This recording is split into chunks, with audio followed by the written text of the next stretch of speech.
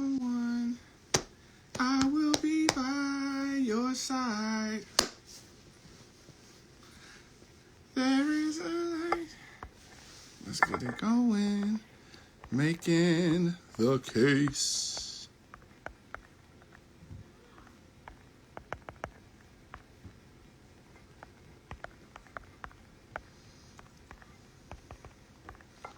What's going on, y'all? I gotta get this going faster so I can try to get this up. So you're not sitting here stuck looking at me tight.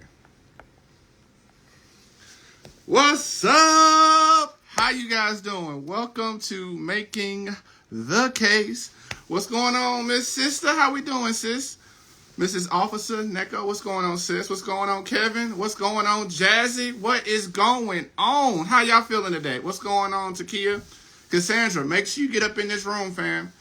As our room fills up, I want you guys, again, to guys who I have not said, Happy New Year. I know we have New Year's resolutions, but y'all, man, we got to have New Year's solutions, yo. And one of those solutions is getting into law school. What's going on, Jada? As our room fills up, what's going on, Legally Crass? What's going on, Create in Love? What's going on, Jazzy Day? What's going on? What's going on, you guys? As our room fills up, I'm so excited to have you guys join us. For you guys who are first-time joiners of watching our show, every Wednesday we host a show called Making the Case for Your Lawyer Dreams. And this past season, we had a lot of phenomenal guests.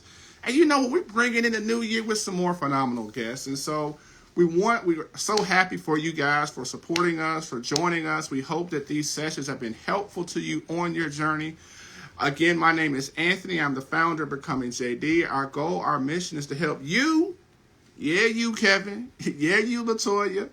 Yeah, you, Queen. Yeah, you, King. To help you guys get into law school. Because I believe no matter what your score, your background, your GP, your LSAT score, there is a law school for you. There is 197 law schools, y'all. And all we need is one yes. For the past 8 years, we've been helping you guys get those yeses. And it's been an exciting journey, and I cannot wait to help you guys again. What's going on, Mr. Coleman? So as our room fills up, I want you guys to know what's going on, Pretzel Sunshine. I want you guys to let me know where it is that you're viewing our session from. What's going on, Latoya? I knew you were going to come through. I'm waiting for my girl, Nancy. I'm waiting for Tikia. I see you, Miss Riviera. Thank you guys for joining us for this live. Again, making the case for your lawyer dreams. And for you guys, if you want to watch past episodes, you can subscribe to our YouTube channel where we have everybody on there, all right? So nevertheless, we got Philly in the house. Pretzel Sunshine, where you at from? We got Boston in the house. Frank, where you from, fam? Let's see who else we got. We got North Carolina in the house. We got H-Town holding it down. That's good. M-I-S-S-I, crooked letter. We got North Carolina in the house. North Carolina in the house. Where my DMV folks at? We got Cincy in the house. We got Chicago. What is up? Jersey holding it down. Where my New Yorkers at? We got Miami in the house. We got Delaware holding it down. So as our room fills up, one of the things I'm very excited about you guys, today's session. I'm very excited about today's session, who we have coming on. We got Maine in the house. Where my West Coast folks at? Where y'all at? Where y'all at? Where you at, Mike? Where you at, Nick? But nevertheless, as our room fills up, I'm so excited to have all you guys here. Again, my name is Anthony, founder of Becoming JD. This is Making the Case. This airs every Wednesday at 8 p.m. Central Standard Time. With the guests, it's going to be sharing stories, sharing experiences, and providing gems for you. We got my girl Chelsea holding it down in Louisiana. I love it. Holding it down in the boot. King Charles, welcome for joining us for Making the Case. Now, of course, let's go ahead and get some other things out of the way. One of the things I always tell you guys is I want you guys to fill my chat box up with questions. Simply, Tina, unlike a lot of IG lives where we just talk at you, I want to make sure that you're coming away from this session fed. All right? I want you to come away saying that you got something that you needed to be able to take the next step in your journey. That could be either you taking the LSAT. That could be either you preparing for your second semester of law school. Whoop, whoop. Or it could either be you in the process of trying to figure out how we're going to apply to law school this year. All right? So make sure you fill my chat box up with questions. Hey, we got a young king in the house, Caden Brown. Caden Brown, this is a young king right here. You guys need to follow him. This guy is the future, all right? Doing amazing things, winning cases, doing phenomenal things. So happy to have you join us, bro. We got my man Brianna. We got Brianna Alexis in the house as well. So again, one of the things I want you guys to understand is I want you to fill my chat box up with questions. because I want you to come away fed. I want to make sure that you come away with getting questions that you may have on your journey answered. And I make a promise, I swear for God, I promise you guys that whatever questions you have, I will answer it.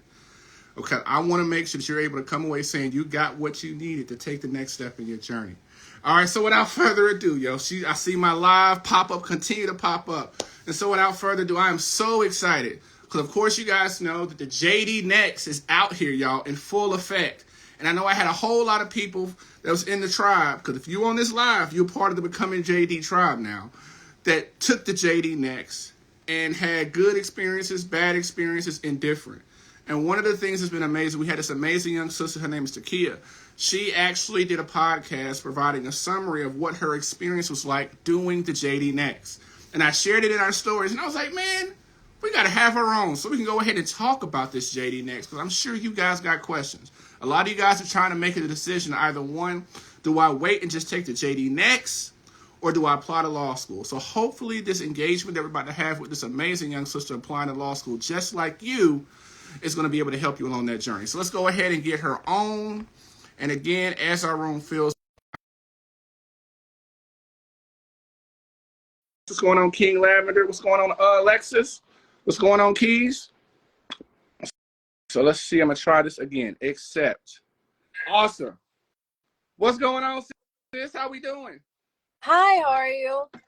I am blessed. I am blessed. You know, one of the things is I was so excited. I remember when you shared the story about you doing your review of the JD Next, I was like, man, this is like the answer to our prayers. And I was like, I got to do more than share the story. I got to get this sister on. And then after I watched your whole replay of it on YouTube, I was like, yeah, we got to definitely get her on. So without further ado, I want you guys to introduce yourself to the tribe and let people know where you are in the process. And we're just going to jump right in and talk about JD Next on 10. Okay, great. Hi, everyone. My name is Tikia Travis.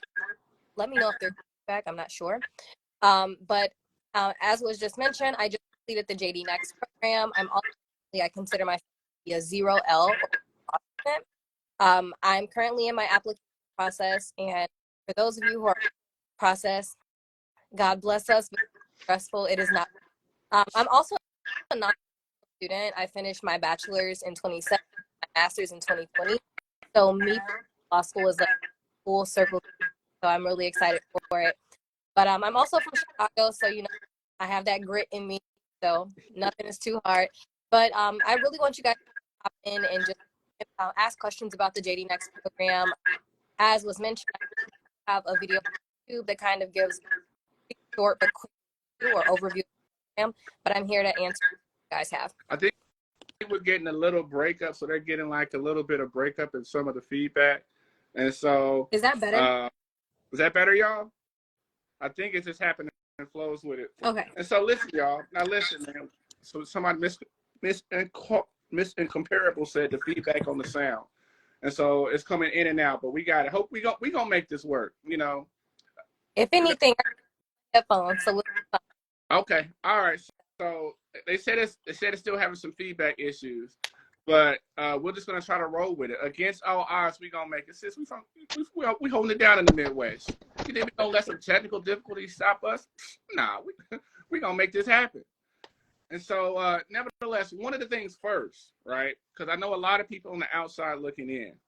First, tell them, what is the JD Next like? How is it different from the LSAT? Because, one of the things that was amazing, Tikia, you guys being the first cohort, you guys kind of had to just kind of operate in blind faith. Y'all didn't know what it was. Y'all just was like, we just gonna see how it's gonna work. I'm gonna pay this $250 and see what happens. That's what it felt like taking the LSAT, just paying that $250 and was gonna work. But JD Next program is completely different from the LSAT because we're essentially taking a contract course. I'm sorry, y'all. Give me 1 second. I have the headphones because I'm doing the feedback. So it's completely different from the LSAT because with the LSAT you're constantly studying logical reasoning. Also, if you're planning to take it before logic game. Essentially, with the JD Next program, let's see if it works. Oh, we can't hear you.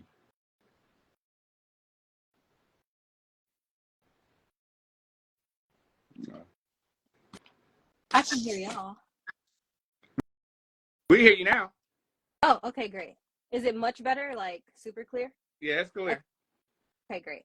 So the JD Next program is different because we essentially took a 1L contracts course, learning doctrinal law, learning terms like promissory estoppel, mutual assent, consideration, trying to really determine what constitutes a contract. So we were able to take courses, and of course they're online and remote, and they were videos that were pre-recorded by professors. You'd go in, watch the lecture, take notes. I recommend anything that you watch, just take notes because it's going to help you in the long run. And we would have to take quizzes on different cases that we would read. So some weeks we would have 3 and 4 cases, some weeks it would be 1 and 2, but it's pretty much, it was to help us to learn to drill and retain as much information as possible surrounding the same style of rulings, or how do you say, the conclusions that were come to in different cases. So everything in the program we actually learned from the program. We didn't have to do any external research unless we chose to. So as far as books, having a glossary, all of those things were provided to us. Access to the cases were provided to us. Videos, accesses to TAs and tutors, that was very helpful as well. And for you guys who just joined us, we're on with Tikia Travis. Make sure you follow her on the Professional Podcast. That's it, right? My Professional Life. My Professional Life. She's dropping bombs. Y'all need to make sure and follow her. And she's talking about the JD Next. Now, one of the things, so you're telling me, sis, I mean, I ain't got to go buy no extra supplemental materials. I don't need to go buy a Logic Games Bible. I just need to just show up. Yeah, and have that 250, because if you don't have the 250, you're not going to get in the class. But I did find out recently that they are going to have a process for those who need a fee waiver. So I don't have all the information on that. I recommend you go to their website, look at their FAQ page.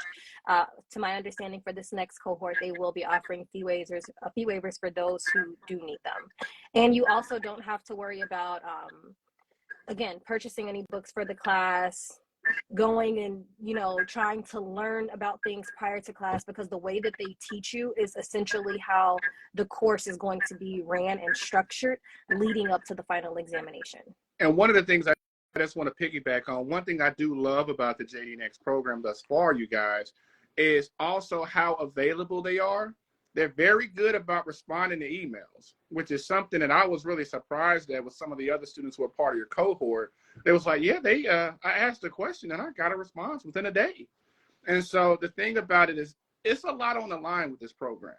And it's one of the things that's happening is, I think we have the 48 law schools now that have agreed to be able to recognize the JD Next. And so this is the next phase.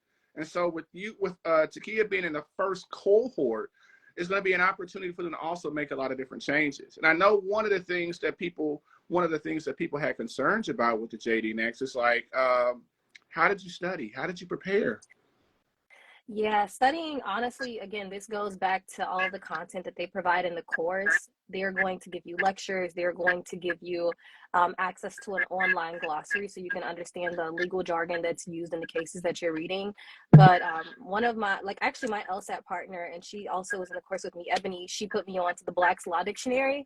So I went to the library and checked that out, and I actually used that to help myself better understand terminology, because you can read one word and think it means one thing one way and it means something else. And so she and I were talking about it, and I was like, oh, that makes sense of why attorneys always say it depends, because it truly does depend on how you're using it. So that was really helpful. And as far as studying, I think that everyone does have different learning styles. And again, you just can't be lazy in general. And I think that this is what this course showed, because week to week we would have different assignments due. Everything was due every Sunday evening by 11:59 p.m., but that was Pacific Standard Time. So number one, know your time zones. Don't wait until the last minute. I always try to get all of my assignments done by Friday, no later than Saturday, just in case I had other things to do or even technical issues. With studying, I underlined, highlighted, and took notes of absolutely everything. That was really helpful for me. I would also watch the video. So they provided us with everything on the Aspen Learning website. So we would log into our accounts, have access to the lectures. You can pause it, replay it as much as you needed to. And I found it really helpful to really write down what the lecturer was saying, opposed to just copying directly from the PowerPoint slides in the video. Because again, chances are the person who is the lecturer for the course assisted in writing the final examination or even the quizzes or problem of the day questions that we had to answer. And so another question, I'm seeing people got questions in the chat box. So Latoya wanted to know, does accommodations figure into the JT next, or will you no longer need accommodations? They're probably going to provide accommodations for the JD next. I'm sure they probably talked about it in preparation for the final. I'll let you have the floor. Yes, they do offer accommodations. So again, it's really important. If you have accommodations, they'll provide you with their contact information and email address, and they'll walk you through the steps of providing whatever materials or documentation you need. I know there were some people in my cohort who did use that accommodations, and I just recommend, like in general, this is something I also learned from taking my LSAT.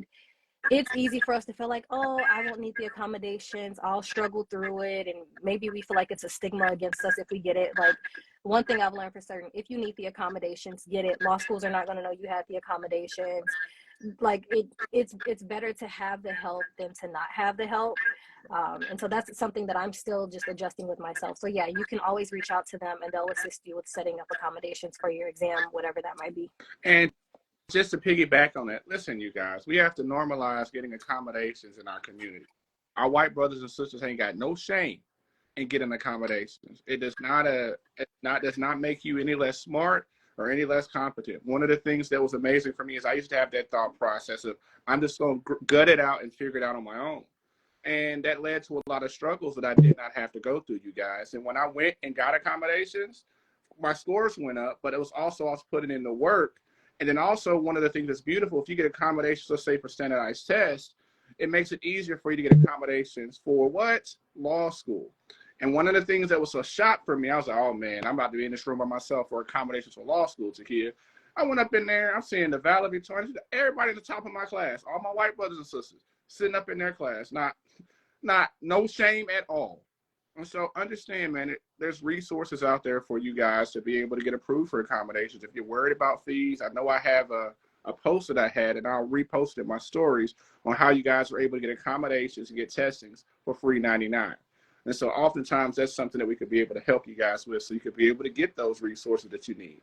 All right, moving forward though, the next question I want to ask you is, like, one of the battles that I realized for a lot of people is battling that issue of complacency, because a lot of the material sounds familiar, but having to study it, well, I think it was a challenge for a lot of my students who I saw were in the program, because it was just like, this is, I kind of know this stuff. So how was it? Because the material wasn't foreign. First of all, the material was foreign because we were reading cases from like 1870s, and I kid you not, like I don't have like all of my papers in front of me, but I have a few of them here. We read cases and instantly I said, I don't even know what you're talking about. Okay, so here's the thing. This is what trips us up, because the same thing happens when we study for the LSAT, right? You read something you're unfamiliar with and you feel like, oh, I'll just glaze over it. It's probably not important. This course taught me you cannot do that. Like, if you don't like reading and you want to go to law school, you better start liking to read ASAP, because it's not a joke. So our first case was like Hamer versus Sidway. And again, to my background, my undergrad degree and master's is in English. I don't think you guys can really see this, but I found myself annotating. So just using basic skills to really help myself understand, what does appeal mean legally? What are the facts of the case? Who is the executor? Is the executor the defendant? Is it the plaintiff? So a lot of the language that was in the cases, after I started practicing and using these words daily, and a few of my friends are online right now, and they will tell you, when we have conversations, whatever I'm learning in the moment, I use it in day-to-day conversation. And they're like, what are you talking about? But again, that's a tool that I use to help me retain what I'm learning. And as we continue to progress through the course, reading different cases, I realize most of these courses, while they're different, it's also very similar in learning what is past consideration, or how do we know that this person, why did the court rule in favor of the plaintiff over the defendant? What is an appeal? What is the lower court? What is the higher court? And the more that they taught us about these things. Now, mind you, I'm not saying that this course is giving you like law school, 101 just amazingly, but it's giving you those foundational skills that will set you up to be successful in a contracts course. And I also have a few mentors. So I'm a mentee with the law school mentor. And so I was able to work and connect with current law students and lawyers who are like, yo, this is what this means. Or I could ask a question and they'll say, well, you realize like you're reading this case in a contracts course, but this can also work inside of a government course or a constitutional course. And I'm like, what? So it's just a lot of different nuances, and having people to talk about the material with is super helpful. Again, like my LSAT partner, like she and I will be on the phone for hours, and like her fiance is an attorney. So like having someone that has access, someone that's Black who is like, hey, let me go ahead and put you on game. That was super helpful for me. And again, I'm with Tikia. She did the damn thing with the JD Next, and she's giving us an overview. You guys are quiet over here, man. I need y'all to fill this chat box up with questions, because one of the things I want to be able to ask is like, I feel like one of the things about the JD Next, and I think someone put it in, it requires time management and personal accountability. And like, I think that one of the things that, as opposed to before, where a lot of the information and the logic games, logical reasoning, no, you're doing law now. And this is, I don't know, for me, maybe it's the nerd in me. I get excited when you were saying those terms. I was like, yeah, I remember that stuff. And so I wonder, like, for you, like, for example, how did you go about preparing for the final? Because I think a lot of people want to know, I just want to ask the question, what were the subjects that were covered on the final, and how did you prepare for the final? Yeah, preparing for the final, pretty much the same thing I told you guys before, like going back to the videos, rewatching everything, rereading my notes. So I have like this notebook that has all of my notes in it from like the first day of class, like writing out like the fire act method. There you go. So like these are my notes. I like when I say like have detailed notes, highlight. I took notes for every single class, and of course like it's a little sloppy to me, so I'm like, okay, I gotta go back and rewrite it. So when I started rewatching the videos, so I rewatched every video as if I was in class on the first day. And it's not to say like I didn't get the 1,000, because the highest you can get is a 1,000, but I was able to like comfortably get a score that I'm going to use to supplement my application. So these are like rewritten notes that I did. I highlighted anything that's in orange was something that was super crucial. Anything in green was a key term that I knew they were going to ask us about on the exam. They also provided us with some sample exam questions, which a few people did not feel as they were, I guess, exact to what to expect. Oh, is it out? Can you guys still hear me? Yeah, you're kind of getting, you're good now. You're good. Okay. So some people felt as though the sample questions were not helpful for the final. But again, to me, I thought that they were somewhat helpful because it was forcing you to practice or brush up on like legal tests for consideration, gratuitous promise, like gratuitous promises and things like that. So I did use the sample exam questions, but I found it helpful to go back to the videos to redo the quizzes, because again, they let you redo the quizzes as many times as you needed to get to a 100. So pretty much there was no way to fail this course. Like you get to redo the quizzes as much as you need to understand the content, and then you use those things, everything that they provided for you in the course, you use it for the final exam. So one of the questions I want to be able to ask you is, it's like, because break down the scoring. How does the scoring work? Because so the highest score you get, of course, is 1,000, and of course the lowest scores you get is a 0. How does the scoring system work, and what is considered to be a good score? So that's the big question. All of us just got our scores on the first, so Yeah. you can imagine all of the anticipation. So I don't know that 0 was even the lowest score, because on the scale they gave us, they had 400 as the lowest. And then they're like the middle percentile was like the 700 to like 730. So I'm not sure. I know someone from my cohort got someone from the cohort said that no one got 1,000, but again, we don't know what anyone got unless you publicly shared what you have.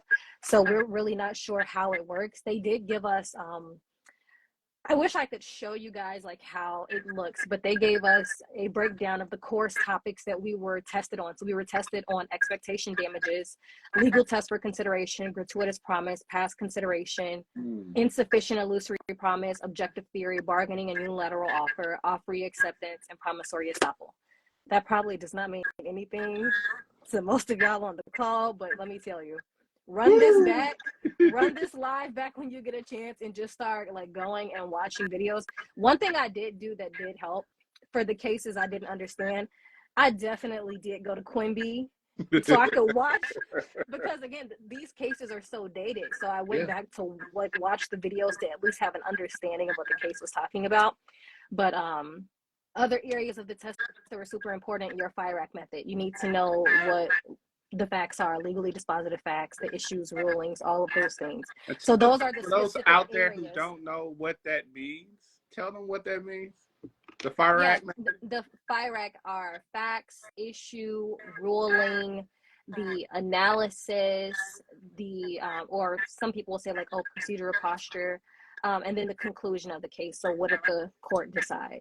And some people will say it's like the IRAC method. There are different ways to say it. Different people use different things, but they taught us the FIRAC because they said it's important to know, you know, the facts of the case. You need to know what are storytelling facts, and you need to know what are like the real gritty, like detailed facts that are going to help you make your case.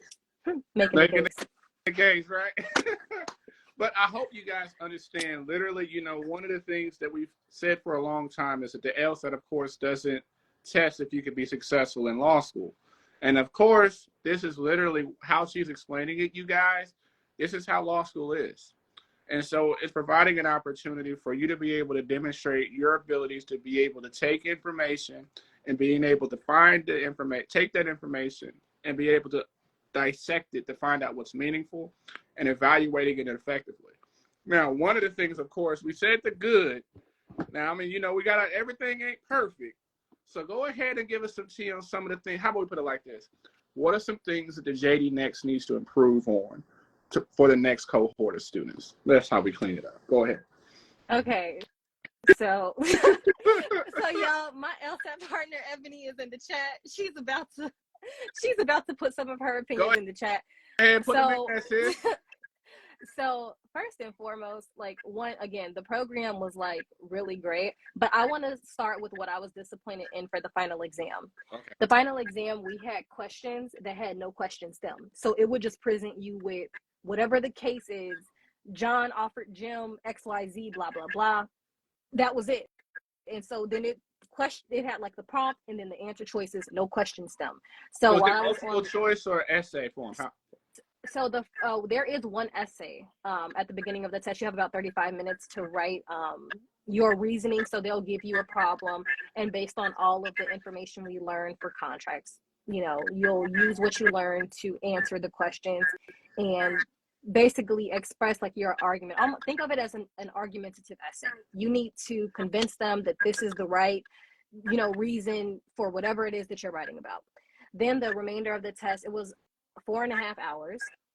So yeah, a pretty long test. I think we had like 65 questions for one portion and like 45 for another. Don't quote me. I don't have it in front of me right now. But again, multiple choice exam. So there were questions that didn't have a question stem, so we didn't know how to answer it. And I remember asking my proctor, because again, it was all asynchronous, online, virtual. So I told them, hey, problem XYZ doesn't have a blah, blah, blah. And they're like, oh, we'll make a note of it. And then there were errors in the exam question. So you didn't really know what the exam question was asking you.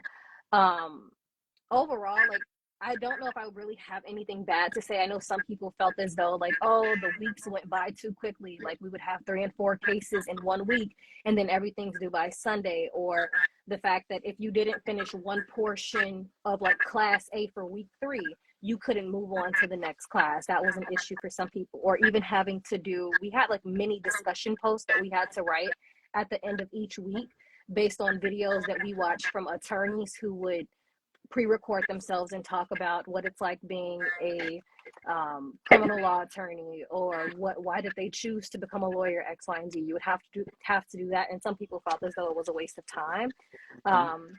But overall, like, my experience, I personally just feel like I don't have like anything really negative to say except clean the test up.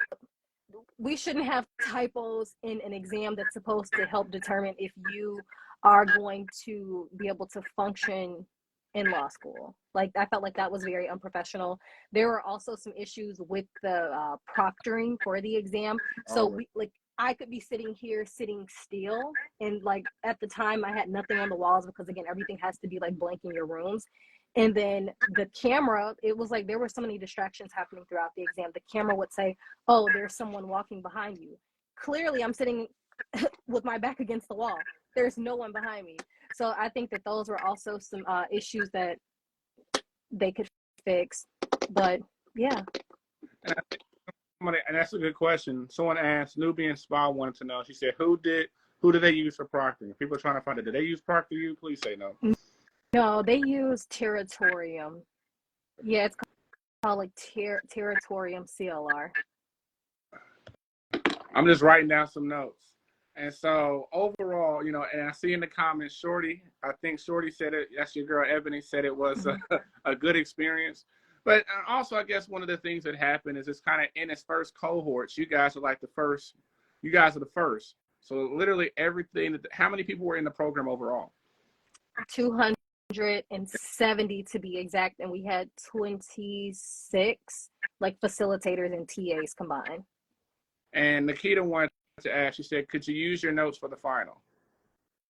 Oh no! If it was an open book. If it was an open book, but no, you couldn't use your notes for the final, unfortunately. And they actually, so for those of you who have taken LSAT, you know how they have you, if you do it at home, you have to do a scan of the room or for the writing portion. They didn't require that you did that, but it's still like if you are not looking at the camera. So at one point during my exam, you could have a water bottle, but it had to be like a clear glass bottle, nothing on it. At one point in the exam, I like leaned into my water bottle to like drink off of it, and the proctor typed, "Please keep your face in full screen," and I'm like, it's only like my face is still here. I'm drinking water, so yeah. And so one of the things it makes me think about, right? I remember when I was growing up, people used to write cheating codes on bottles and stuff like that. And so, you know, just things like that. But, you know, one thing I think is a good question to ask, what are a couple of things you would have done differently now that you've kind of gone through this process you think would have helped improve your score or made you improve your performance? Instantly. Okay. Just looking at the breakdown of my score, the one thing that, and after the exam was over, I was so blown. The FIRAC method, y'all. As many briefs as we had to do, like, because when we first started learning the FIRAC method, we started with facts, and then we moved on to issue and ruling, and then like analysis or argument. We did it piece by piece, and then I think for one of the classes, we finally just did one full briefing, and that was it. So again, for the remainder of the classes, you're just learning everything else, and you're not really thinking about the FIRAC and applying it. And or if you are applying it, you're only applying it in pieces.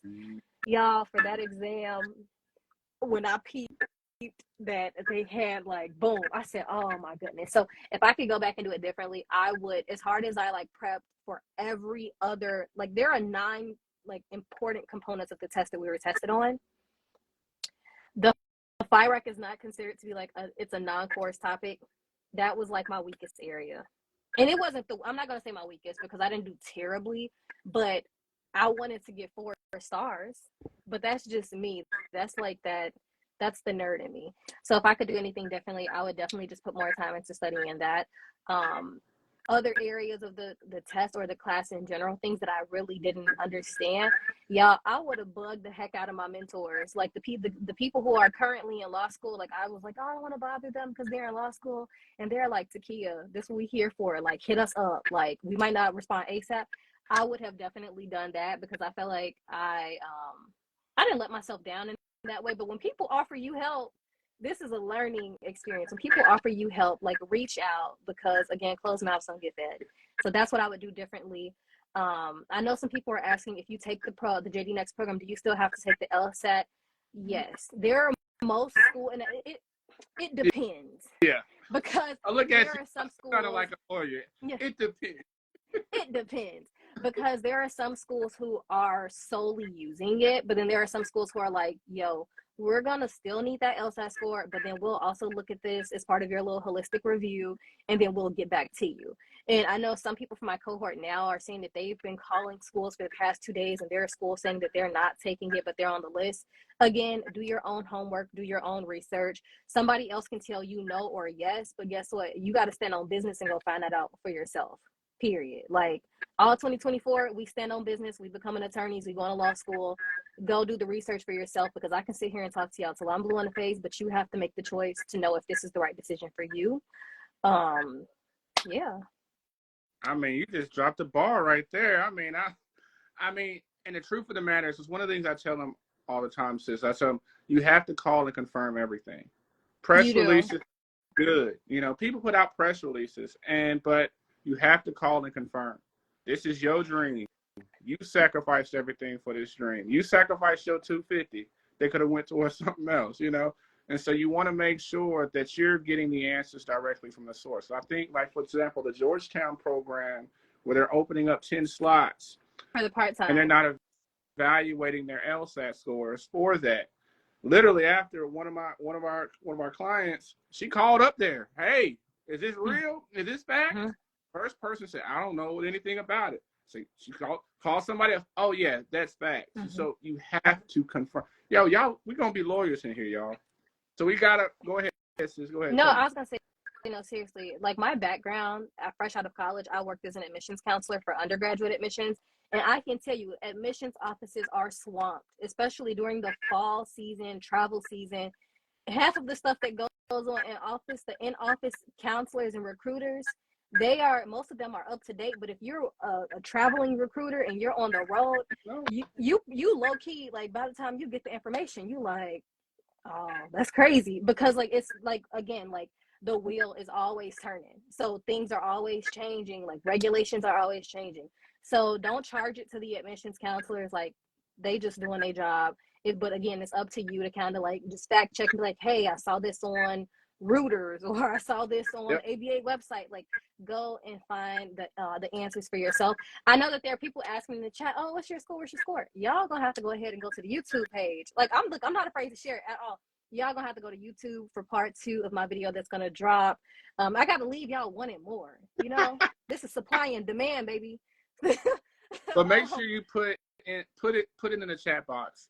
Where they could find you on IG, because man, she breaks it down, you guys. I know a lot of you guys are nervous. Let's be honest, paying $250 is something that you want to make sure. We always want to make sure that everything is right.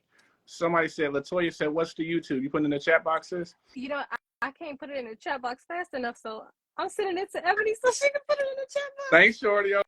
03. She's sick of me. Y'all, look, matter of fact, I'm gonna send it to my sister too, since she's laughing so hard. Go ahead and drop that in the chat, sis. Go ahead, Latoya.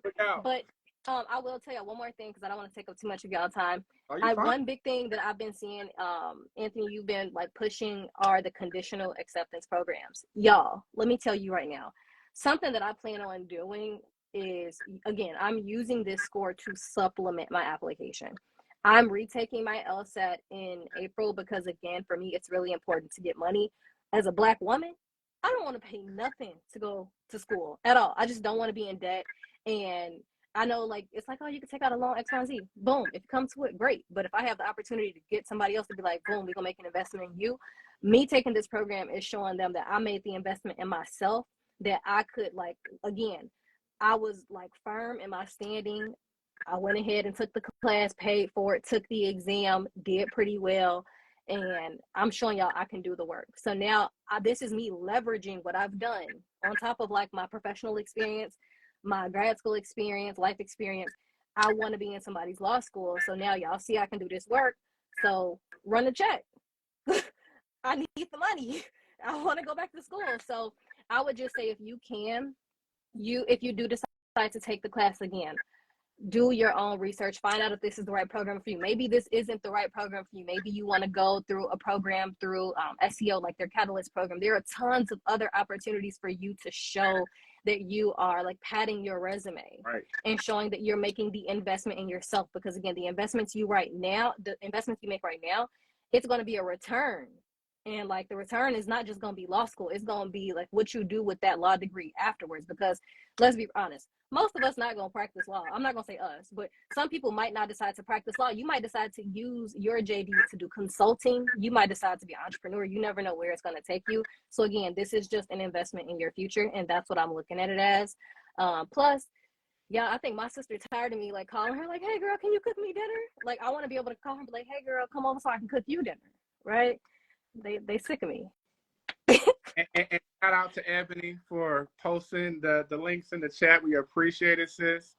And one of the things I want you guys to understand is what you're hearing. When I tell you guys about someone emptying out the tank and leaving no stone unturned, this is the example, man. There's 100,000 people that want the same dream as you. Are you going to do what everybody else? Are you going to be willing to do what other people aren't? She's doing the LSAT. Supplemented by doing the JD next. Probably going to do the Clio Scholars program. Probably going to do conditional acceptance program. We cannot leave any stone unturned. And I tell people, I said, at the end of the day, if you want this dream, man, it comes down to work. It don't come down to anything else. Or whatever Kim Kardashian said. Say what? I'm sorry. I'm sorry. I'm like, or whatever Kim Kardashian said. Yeah. Get up and work. you have to. Like, it's kind of like, Anthony, you sent me this video the other day that is so true. Like, each of us, we have the same 24 hours. Yeah. Like, and people like, we don't have the same. Yes, we do. We each get 24 hours in one day. You make the choice if you're going to get up and hit that gym. You make the choice if you're going to get up and pray, read your Bible, meditate, cook, whatever you're going to do in the morning. You make the choice for how you're going to start your day, go to work. What are you going to do when you have downtime? Because, again, I'm not a TikTok girl at all, so I cannot relate to sitting on TikTok scrolling for hours. But if you know that you have a TikTok problem or Instagram problem and you scrolling, that is time that you can be using to study. That is time that you can be using to work on essays, resumes, doing anything else that's going to change your life. Because we have a tendency to be like, oh, I'm going to change my life. I'm going to change my life. And sit back. Look, faith without works is dead. Like, period. Like, you can sit up here, you can have faith.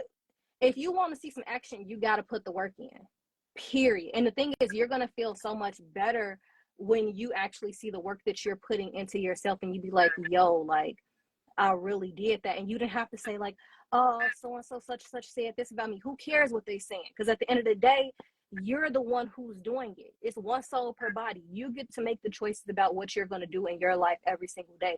I don't care what nobody got to say about none of y'all on this call today. Get up and do what you need to do for yourself. Because the rest of them people, all they're going to do is sit back. It's some people in y'all life right now, they just sit back, they watching to see what you're doing, to see if they going to go with you or if they going to tear you down trying to get to where you're trying to go. So it's up to you to decide what you're going to do. Change your life. It's the top of the year. Top of the year. What's up? We going to church. Just went to church. Got Bible study right now.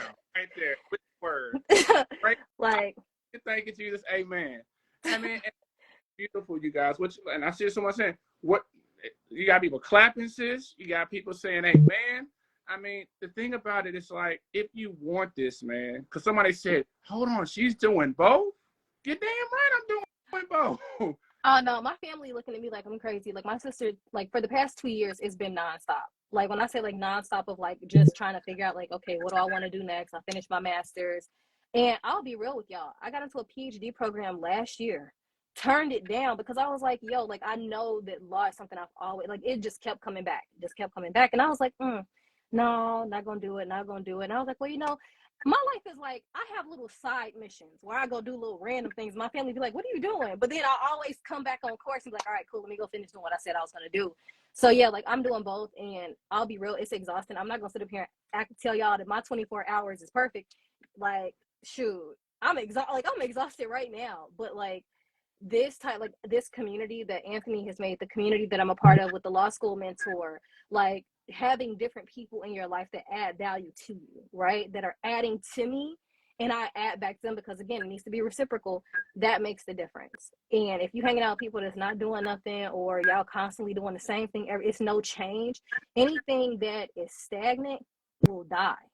Period.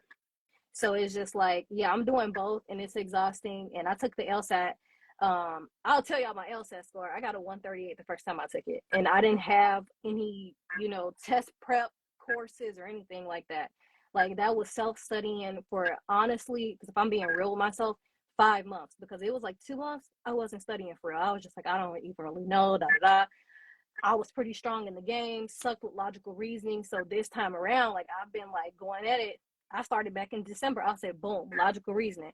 This year, for the next 3 months, like, I'm going to be doing like LR. I am going to retake the exam with the logic game. So strengthening up on that in RC.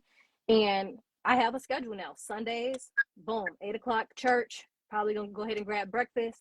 I'm studying from 1 to 4. And don't worry, I'm really studying from 1 to 4. I'm going to sit up in a little class this time, because again, I know that I learn better in a classroom setting. So one of my Christmas gifts was like, okay, you said you want to go to law school. We'll pay for you to take this class. So I got to go now. Like, it's not going to be no, oh, I don't want to do this homework. I don't want to do these quizzes. My family has made the investment in me, and I got a return on that investment, period. So yeah, I'm sorry, y'all. What y'all in the chat saying? Oh, how did I get connected to the Law School Mentor? Oh, just go to their page at the Law School Mentor on Instagram. Like, find some mentors. Anthony, right here in y'all face. Like, becoming JD. Go find you a mentor. Find who is going to be willing to open up their network and their resources to you. And don't just network because it's beneficial to you, because you're gaining something. And I think that's another problem. I'm pulling y'all card today. Learn how to make genuine relationships with people, because it's so easy to be like, oh, I talked to Anthony. Okay, you talked to Anthony on January 3rd. Now come October 3rd, Anthony, like, I don't even know who you are. Like, you talked to me this one time. When you set and establish genuine relationships with people, it makes them more likely to open up their resources to you, to put you on to game, to be like, yo, matter of fact, I'm gonna go ahead and give you a scholarship. Like, I'm gonna go ahead and, you need something for your LSAT, boom, I'll cover your LSAT, or whatever the case. So stop just networking with people to say that you got your name in a room, or to be in different places. Network to make those genuine relationships, because that outlasts everything else. And that's on period. I love how you end things with the period. I really do. And I got this energy, you guys. This is the energy that's going to get her in multiple law schools. But understand this, you guys. Whatever you ain't willing to do, this sister is going to do. She's leaving no stone unturned. You guys have to understand, being tired, being exhausted, this is a part of the process. You're just going to have to get used to it. But you're worth it. You're worth it. And when you saw those results, when you took your JD Next score, it was like, okay, that got that one investment down. Now I got to go get some more investments. And so, Sid, make sure you guys go follow part 2. And of course, since you already took us to church, sis, you got to go ahead and close us off with a last word. Because there's somebody out there right now, sis, who's on the verge of giving up. Not a word, because look, you say a word. Hold on, I was about to pray. Okay. And I'm not even gonna lie. You said a word, and the first thing I said is, "Are we praying?" Hey, let's do it. God, we pause and we give you thanks and honor for this day. We thank you for the man of God, Anthony Denmark, who you've put in front of us, who has created a platform and a space for people to come and learn more about the legal profession and career. God, we ask that you'll continue to bless him, God, enlarge his territory, and allow him to reach depths higher and deeper than what he even knows. God, I pray for every person on this call, myself included, who tuned in for tonight, God. I pray that you will cover us and give us your strength, God, and that you will provide us with an understanding of whatever it is that you have deemed for the purpose of our life, God. Many of us have questions of what's next, how we're going to do it, why, when, and where. But God, we are trusting you, God. We are trusting that you will be a lamp into our feet and a light into our path as we walk into this new year and this new season.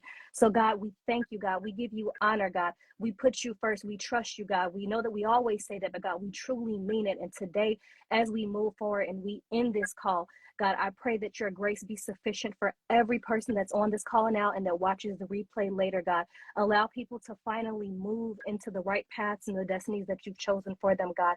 I pray that you'll give everyone the results that they need, God, to move into a legal career, God, a business career, God, a real estate career, God, whatever it is that you have for us, God, even entrepreneurship, God. I feel that there's a very strong calling for entrepreneurship on this call, God. So I ask that you'll bless the businesses, bless all of our brothers and sisters tonight, God. We thank you. We give you honor. In Jesus' name as we pray, amen.